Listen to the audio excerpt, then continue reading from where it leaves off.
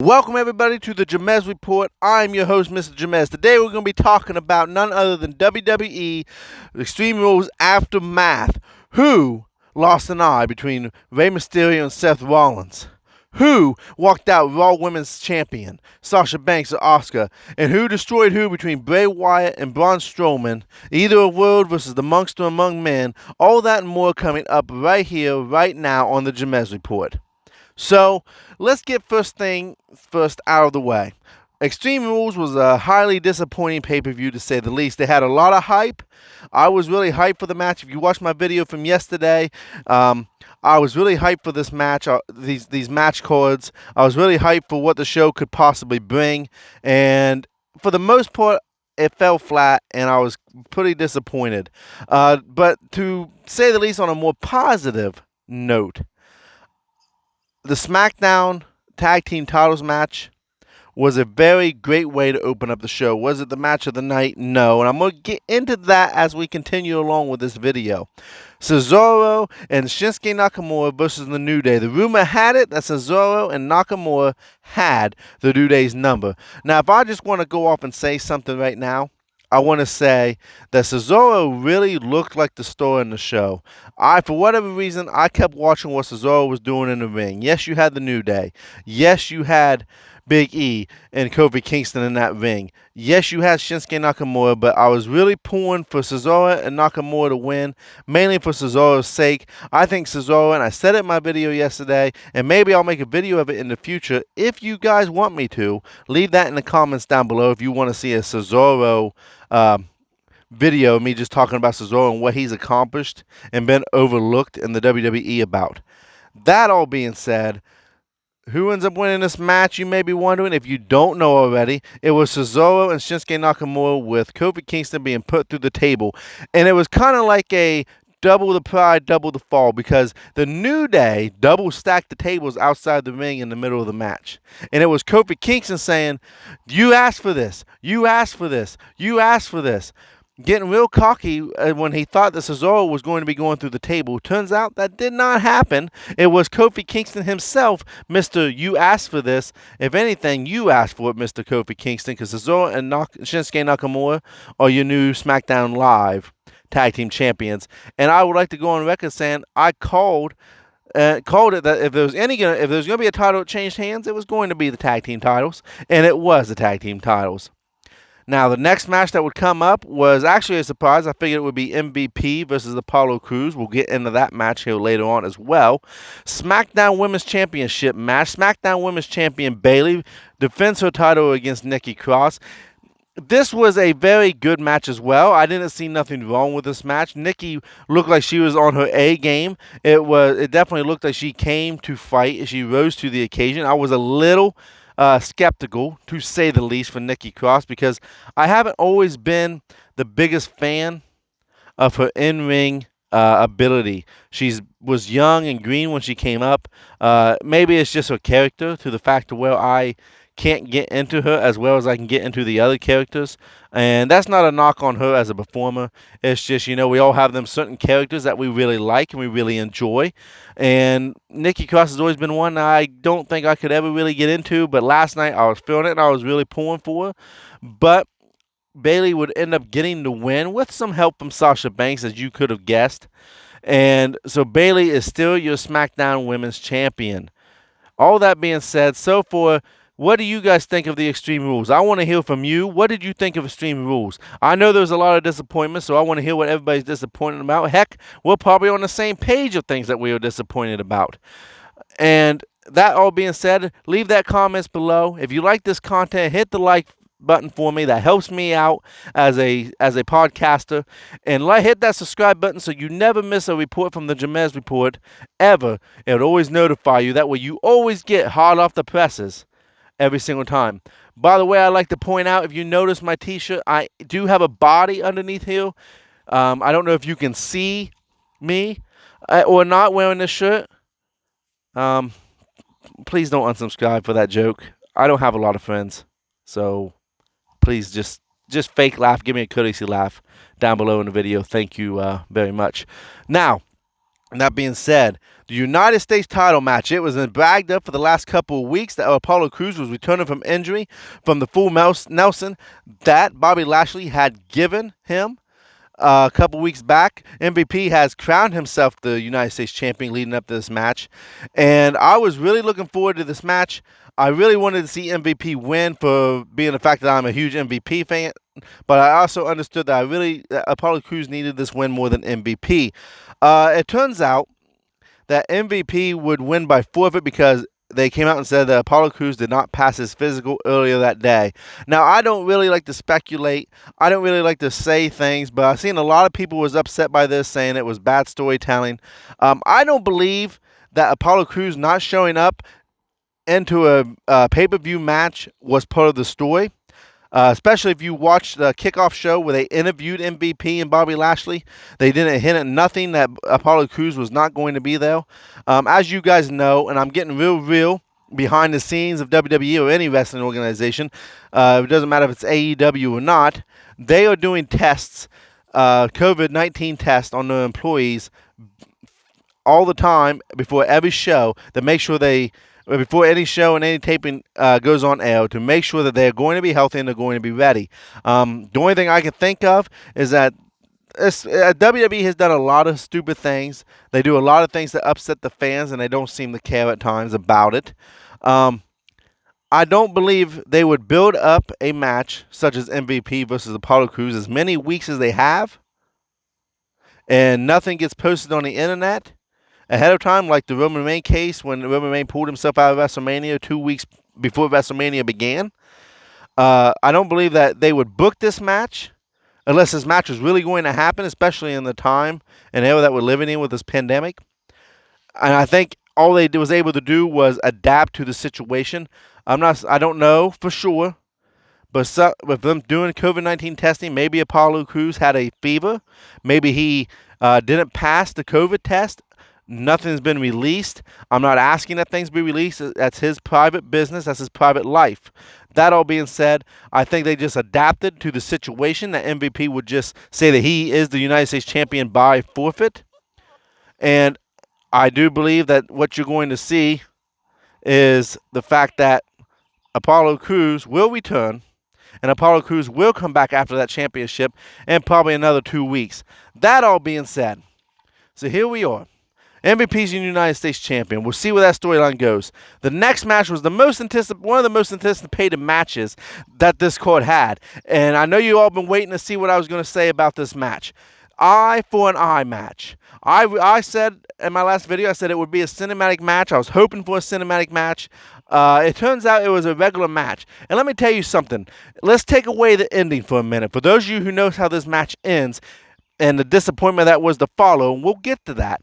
But don't take nothing away from the match that Seth Rollins and Rey Mysterio's put on. They went out there and told an amazing story. They put it all on the line. They did the job. And it was arguably maybe the match of the night as far as wrestling matches go. I was surprised that WWE decided to make it a regular match. I really thought a cinematic match would do it more justice. And seeing how the ending would come out, I still believe that a cinematic match would have done Seth Rollins versus Rey Mysterio more justice. Seth Rollins is going to win this match, ladies and gentlemen. And if you blinked, you miss it. It was very hard to see in the real life version, in the real life outtake in the video of making of that match. You wouldn't even know that Rey Mysterio's eye had popped out. There's a lot of things logically that didn't make sense of how the eye popped out, and I'm going to dive into this. Seth Rollins pops Rey Mysterio's eye out the same way that he damaged the last eye on Monday Night Raw when he shoved his eye into the steel steps. And remember when that all happened, that the blood was just gushing and they made a big deal and Rey Mysterio had to be stretched out and all this stuff, or helped out of the arena, I should say. I can't recall right now if he was stretched out or not, but I believe he was. And he had to take off his mask and all this stuff was going on. And that's what set up this whole rivalry. And in this match, he shoves Rey Mysterio's same eye. He takes the eye patch off Rey Mysterio's mask, and it shows like a blind eye where it's all white. There's no collar deflection or whatever showing that it is a blind eye. And he shoves it back into the ring step the same exact way for a less amount of time, and it seemed like less amount of effort on Seth Rollins' part. And it wasn't until I went back online and looked up Rey Mysterio's eye popped out, where you could actually see the eye popped out. I didn't see the eye popped out last night at all, and I was really wondering what was going on. I was very disappointed. Not in the match. I was very disappointed and upset with how it ended. Why did it have to end the way that it did? I don't know. I was not in the creative side of things. But I will say this, the creative did a horrible job, because the payoff for the work that these two men put into the match to make this great story was not worth it, to say the least. Rey Mysterio's, and the only reason we even knew Rey Mysterio's eye was popped out was when Joe was like, it's out. His eye is out, guys. And Seth Rollins begins to throw up and puke on the side, which was more disgusting than even his eye popping out. I don't know where this storyline goes from here. I can't give you a prediction like I normally do. Seeing how Rey Mysterio still has one good eye, here's one thing. Here's one thing I'm going to say right now. Rey Mysterio better not be on Monday Night Raw tonight. Rey Mysterio better not be on Monday Night Raw, but better not be on Monday Night Raw next week. And possibly the week after that. I think now is the time that you write Rey Mysterio off, and you can maybe push Dominic, or you throw somebody else into the mix to switch things up. And I'm not talking Aleister Black, and it's not a knock against Aleister Black, so please do not take it that way. That all being said, I want to hear from you guys. What did you think of the match between Rey Mysterio and Seth Rollins? Did you like the ending? Did anybody else see his eye pop out in real life? What did you guys think? Where do you think they go from here? Let me know in the comments below. Let me know. Please let me know. I want to have a conversation about this. Now, moving on. The Raw Women's World Heavyweight title, the Raw Women's Championship, is on the line. Sasha Banks versus Asuka. I'm going to come out and say it. As far as matches go, as far as a one-on-one match, a normal match, I would say that this match places second.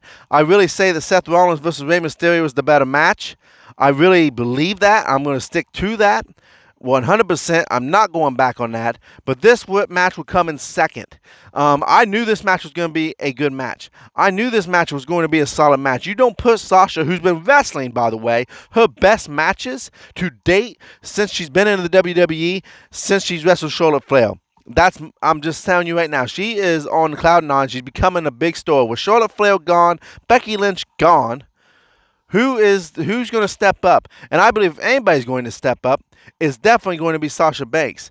Once again, for the effort that these two women put into the match, for this great match and great storytelling in which they did, with the help of Bayley at ringside, and with the help of Kairi Sane on the ringside, the match that they put in, the payoff was not good at all. And I don't know what creative was thinking. So here's what happens for those of you who don't know. Asuka puts the green mist in her mouth. Asuka spews the green mist like she always does as Sasha's wrestling with the referee. Sasha gets out of the way just in time so the referee gets sprayed with the green mist. While the referee is down on the ground, Asuka gets hit in the back of the head by Bayley with the tag team championships. Knocks her out cold. Bayley then rips off the referee shirt of the referee, obviously. Counts 1, 2, 3. Declares Sasha Banks the winner. Rings the bell herself to declare that Sasha Banks is the winner. Hands Sasha Banks the Raw Women's Championship belt. And out they go, celebrating. I understand the logic. It was unexpected. It's going to make me tune into Monday Night Raw. I always watch Monday Night Raw, but it gives me a reason to really tune into Monday Night Raw because I want to know what the heck happened. Where's this storyline going? I feel kind of like they really screwed the pooch on this one, guys. They really screwed the pooch on this one. For such a great match, and two great matches back-to-back from Seth Rollins and Rey Mysterio, and now Asuka and Sasha Banks, you have the match end in such a strange way. It's kind of like a copycat of when Rob Van Dam versus John Cena, and Rob Van Dam gets the win over John Cena because Paul Heyman jumps in the ring and counts 1, 2, 3, and declares Rob Van Dam the winner. I'm interested to see where this goes, because there's been a lot of good storylines from finishes like this. So for me to judge this storyline based on that, no, this is still a very interesting storyline. I want to see where it goes. I had no problem with Sasha Banks winning the World Championship. I just didn't expect it to happen like that, which could be a good thing for some and a bad thing for others. That being said, the next match was Drew McIntyre versus Dolph Ziggler, and I was really worried that this would have been the main event of the night, and I did not believe that this should have been the main event of the night. It was one of those matches that you just kind of was able to predict what was going to happen, to say the least, I would say. Now, that being said, the stipulation was that Extreme Rules only applied to Dolph Ziggler, so Drew McIntyre had to wrestle a normal match. Now, I predicted the stipulation that Drew McIntyre should lose the Claymore for this match, and that he'd have to beat Dolph in a different way. This did not happen. Does it take away from the match? No. I knew this was going to be a very good match because of the workers, the type of workers that Drew McIntyre and Dolph Ziggler are. They don't have bad matches, so this was not a bad match. It really was interesting. The problem with it for me, and it might have been for you guys, so if it wasn't for you, what did you think of the match between Drew McIntyre and Dolph Ziggler? I knew this was a predictable match. I don't see Drew McIntyre's title really being a threat until SummerSlam, which is right around the corner. August 23rd, I do believe, is when SummerSlam's coming up. So I knew that no matter what Dolph did, he was not going to be able to beat Drew McIntyre. What I'm really upset and disappointed about, however, is the fact that it was just an Extreme Rules for Dolph Ziggler, and it wasn't the same case for Drew McIntyre, which was interesting, yes, but I was disappointed by the stipulation. I was disappointed that the easy out, and it's Extreme Rules, so there had to be one match that was going to be named an Extreme Rules match, and that was the WWE's way of doing just that. Drew McIntyre would go on to win this match. Like I said, it wasn't all that surprising. Now, before I get into the main event, before I get into the cinematic match of the Swamp Fight between the Eater of Worlds, Bray Wyatt, and Among Men, Braun Strowman, once again, if you like this video, hit the like button, hit this subscribe button, because if you hit that subscribe button, you're going to get first access to my videos. You won't have to search for it. It will pop up and tell you, hey, the Jamez Report is now live. We just released a video. Go check it out. It's absolutely free. It doesn't cost you a thing.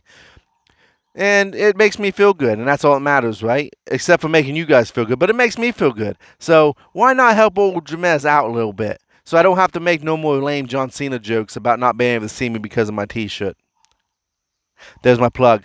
Now, this was a cinematic match. We knew it was coming. Every pay-per-view is going to have a cinematic match, at least until we start getting fans in the arena. And even then, we might still have cinematic matches. This match, I was a lot of hype. And I'm really happy they made it the main event. Was it confusing? Yes. It was kind of like the Bray Wyatt match with The Fiend versus John Cena at WrestleMania. It was kind of hard to follow. I didn't like the way it started out, but as it went on, I really enjoyed it. Let me tell you something I said yesterday. Bray Wyatt has one of the greatest minds as an active wrestler. He has one of the greatest minds in the wrestling world. They put in a lot of effort into the acting. They put in a lot of effort into what was going on. And when I say they, I mean Bray Wyatt and Braun Strowman. They really went forward and put all out. What really helped turn this match around for me was when they involved Alexa Bliss as being Sister Abigail. Now, I've seen fan theories saying that she is Sister Abigail. Alexa Bliss is not Sister Abigail. Let me say that right now. She is not Sister Abigail. But you have to understand that this match was going inside Braun Strowman's head. So, I don't know if you remember Team Little Big when they had the Mixed Match Tag Team Match Tournament and Braun Strowman was teamed with Alexa Bliss. and it was gold, and they act like they was going to kiss. They act like they really wanted to be together. FYI, they are just really good best friends, but it was inside the mind of the character of Braun Strowman that he wanted to be with Alexa, and it was something that was so shocking and surprising for me that I was like, oh my God, that's Alexa Bliss. That's so awesome. That's something I can point out in that match and go, oh my God, that was something fantastic that WWE did. The problem is with this match is that a lot of people is going to compare this match, and even I did this, to the Boneyard match of AJ Styles and The Undertaker. It had that type of feel to it, but it was not that match. They went in a different direction. And that's what I want a lot of people to understand. Am I defending WWE and what they did if you did not like the show? No. Everyone has a right to their opinion. You have a reason why you didn't like the show. And let me tell you something. The show could have been way better than it was. So you are right to be disappointed in the show and not like it. Did I like the show? Yeah, I thought it was a decent show. I'd probably give it a D plus, not an F. Did it have some interesting things? Yes. Now, back to the match, though. So you see what goes down. Bray Wyatt is playing these mind games in the Eat of the World fashion. The way the match ends, and I have to tell you something, the way the match ends, and my guest from yesterday, Michelle, did not like the ending, so I wish I could have got her on the show for this, but I was not able to do so based on scheduling issues in my life and her life. With Braun Strowman disappearing under the water at the end, after Bray Wyatt drags him in.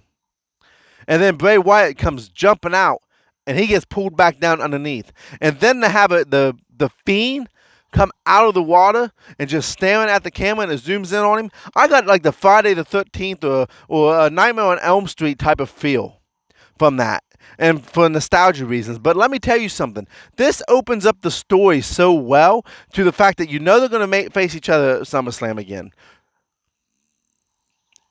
Do I know who's going to win that match? No. But it really showed the Fiend being in control of all these guys. He has devoured all these guys, but he can transfer into any version of Bray Wyatt that he needs to. Here's the thing. The possibilities could be endless. How long will Braun be gone? Will Braun Strowman come back? And I will say he will come back a changed man. Do I think it should be this Friday night of SmackDown? No. I think he needs to stay off the show. Do I think Bray Wyatt needs to be on the show? I can see it happening. But no, I don't think Bray Wyatt even needs to appear on Friday SmackDown. Leave this a mystery. Make my palates water. Make me want to know what happened to Braun Strowman and Bray Wyatt. What's going to happen? These two will face each other again at SummerSlam. I'm predicting that right now. But what happens? This was a really good match if you do not compare it to the Boneyard match that AJ Styles and Undertaker had. This was a really solid and a really interesting match. Do I know what's going to happen? No. Am I really wanting to know what happens? Yes. It entertained me. And right now, more than ever, WWE, AEW, Impact Wrestling for that matter, they need to entertain us fans. Last night was not the best showing for WWE to entertain the fans, to say the least. Was it the worst attempt to entertain the fans? No, but it was one of the worst. That all being said, I'm going to get ready to go watch Monday Night Raw to see what's going to happen. Tomorrow, I will be coming out with another video. Once again, if you like this content, hit the like button, hit the share button, share to your friends, and hit that subscribe button so you never miss a video from Mr. Jamez here. Thank you guys for tuning in. What did you think of last night's show? Tell me in the comments below. Let me hear your opinions. And you guys have a great and blessed rest of your day.